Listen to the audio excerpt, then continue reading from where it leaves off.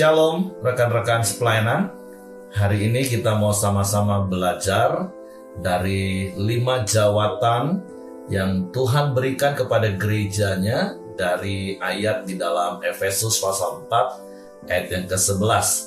Tentu kita sudah belajar sebelumnya, yaitu tentang Rasul, Nabi, pemberita Injil, dan Gembala. Nah, hari ini secara khusus kita mau belajar tentang jawatan seorang guru atau pengajar. Nah, tentu saya akan mengingatkan kembali di awal bahwa 5 jawatan ini bukanlah jawatan struktural, tetapi jawatan fungsional. Artinya, setiap kita di antara kita bisa saja memiliki salah satu atau bahkan lebih dari 5 jawatan ini.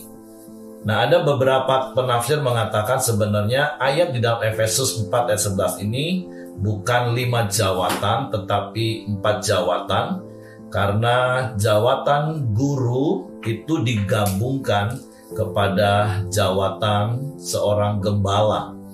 Nah, tetapi sekali lagi tentu ini bukan hal yang perlu kita perdebatkan, karena tentu masing-masing memiliki pandangan yang berbeda, mempunyai alasan yang sama-sama baik tentunya.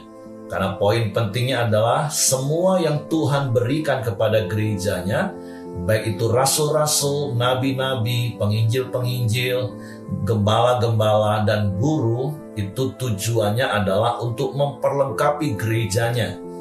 Jadi tidak perlu dipermasalahkan 5 jawatan atau 4 jawatan, karena memang yang memiliki pandangan 4 jawatan itu gembala dan guru itu digabung menjadi satu, karena memang tugas yang harus terus-menerus dilakukan oleh seorang gembala yang menggembalakan kawanan domba Allah adalah mengajar.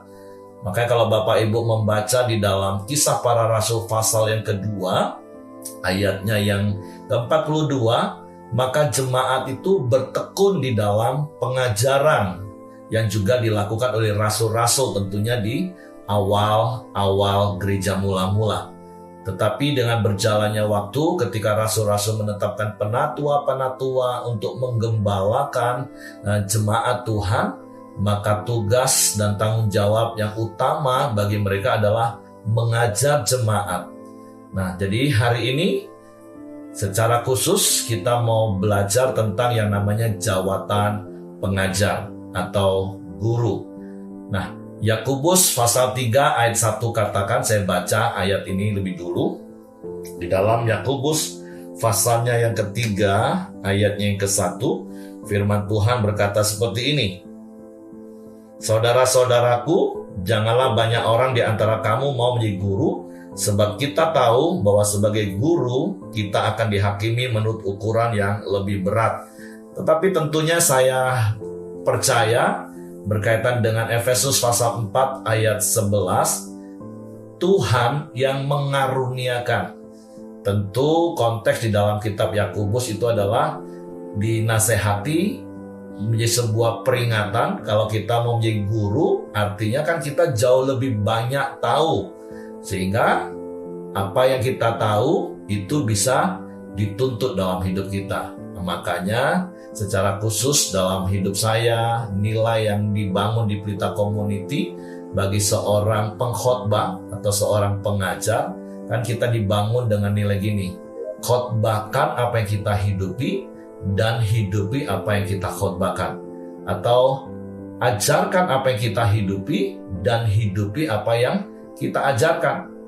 Nah, karena berbicara tentang kata mengajar, yaitu seorang guru, dari bahasa Yunani didaskalos, yang artinya mengajar atau memberi instruksi.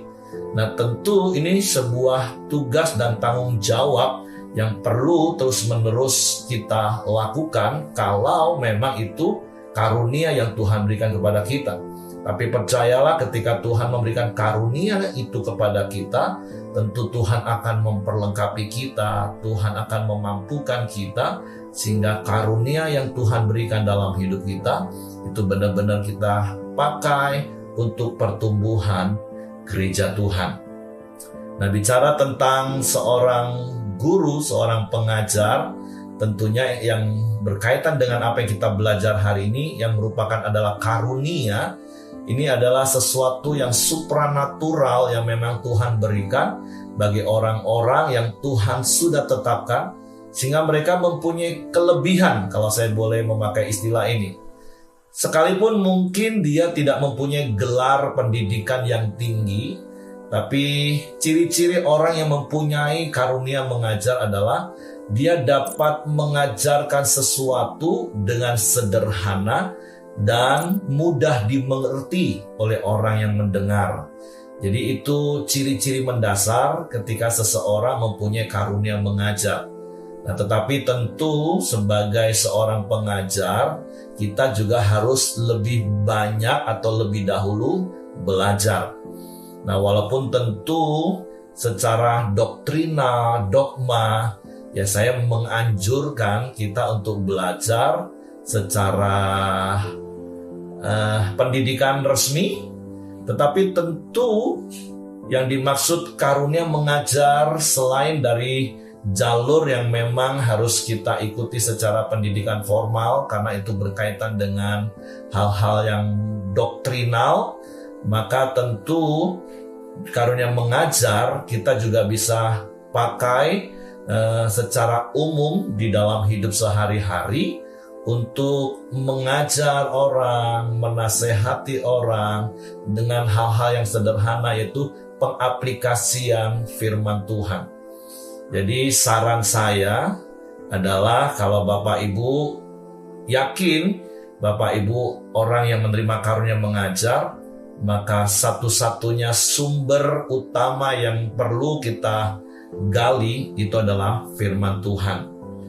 Artinya tidak harus mengikuti pendidikan secara formal di teologi, tetapi ketika engkau adalah orang yang suka membaca firman, suka merenungkan firman, maka Roh Kudus yang ada dalam hidup kita yang akan menolong kita, menuntun kita, mengarahkan kita. Dan sekali lagi dengan karunia khusus tadi, kita bisa menjelaskan untuk aplikasi makna konteks dari ayat yang kita baca, dari firman Tuhan yang kita baca secara sederhana dan dapat dimengerti oleh orang yang mendengar. Tetapi sekali lagi kalau itu berkaitan dengan hal-hal yang doktrinal sifatnya, ya saya menyarankan Bapak Ibu belajar kepada orang-orang yang memang memiliki kemampuan di bidang itu untuk memperlengkapi Bapak Ibu. Karena tentu itu adalah hal yang sangat penting yang harus kita lakukan. Tapi dalam hal ini tentunya sekali lagi karena karunia ini bisa saja diberikan kepada semua orang, yaitu termasuk Bapak Ibu sekalian yang sekalipun secara formal tidak mengikuti pendidikan teologi, tapi kita bisa mengajar karena memang kita menerima karunia itu dari Tuhan. Jadi pesan saya adalah sukailah firman Tuhan. Jadikan 4M itu gaya hidup kita, yaitu menerima firman Tuhan setiap hari, merenungkannya siang dan malam, terus mempraktekkan dalam hidup kita sebagai gaya hidup dan membagikannya dalam bentuk kita mengajar secara verbal maupun non-verbal. Sehingga kita mempunyai tekad seperti Ezra. Ezra bertekad untuk meneliti firman Tuhan, melakukannya, dan kemudian mengajar. Jadi berbicara tentang jawatan seorang guru, seorang pengajar, yang bahasa Yunaninya tadi didaskalos, yaitu seorang memberikan instruksi atau mengajar, maka sumber satu-satunya yang kita ajarkan adalah firman Tuhan. Dan sekali lagi bersyukur karena ada Roh Kudus yang diberikan dalam hidup kita. Dan tentunya sekali lagi bagi orang yang secara khusus menerima karunia mengajar, dia pastilah akan bisa menyampaikan jauh lebih baik dibanding orang-orang yang tidak menerima karunia. Mungkin orang tersebut punya gelar, orang tersebut bisa mengajar, tetapi orang yang menerima jawatan pengajar, dia akan bisa menyampaikan lebih baik dengan sederhana dan orang bisa mengerti. Jadi saya mendorong Bapak Ibu, kalau engkau adalah orang-orang yang menerima karunia jawatan untuk mengajar, maka terus praktekkan, terus kembangkan, terus latih, dan jadikan firman Tuhan satu-satunya dasar dari semua pengajaran. Makanya kalau kita baca di dalam 1 Timotius 4 ayat 16, awasilah dirimu sendiri dan awasilah ajaranmu, bertekunlah dalam semuanya itu, karena dengan berbuat demikian engkau akan menyelamatkan dirimu dan semua orang yang mendengar engkau. Jadi Bapak Ibu, kalau engkau menerima karunia jawatan sebagai seorang pengajar, lakukanlah dalam pimpinan tuntunan Roh Kudus. Karena apa yang kita ajarkan, yang saya katakan tadi di Daskalos itu memberi instruksi. Kalau kita memberi instruksi yang salah, maka orang yang menerima itu akan melakukan kesalahan dan ujungnya celaka. Makanya Paulus kepada anak didiknya memberi nasihat untuk mengawasi dirinya dan mengawasi ajarannya. Supaya apa? Supaya menyelamatkan dirinya dan orang yang mendengarkan. Makanya di awal tadi Yakobus juga mengingatkan, ketika kita menjadi seorang guru, seorang pengajar, maka tentu kita akan dituntut lebih, tapi tentunya nggak usah takut Bapak Ibu, karena prinsip yang tadi di awal saya katakan, kita mengajar apa yang kita hidupi dan menghidupi apa yang kita ajarkan. Sembari kita terus berpegang teguh pada kebenaran firman Tuhan, hidup dalam tuntunan Roh Kudus, maka saya percaya hidup Bapak Ibu akan menjadi berkat bagi banyak orang, memperlengkapi tubuh Kristus, mencapai kesempurnaannya. Semangat pagi, Tuhan Yesus memberkati.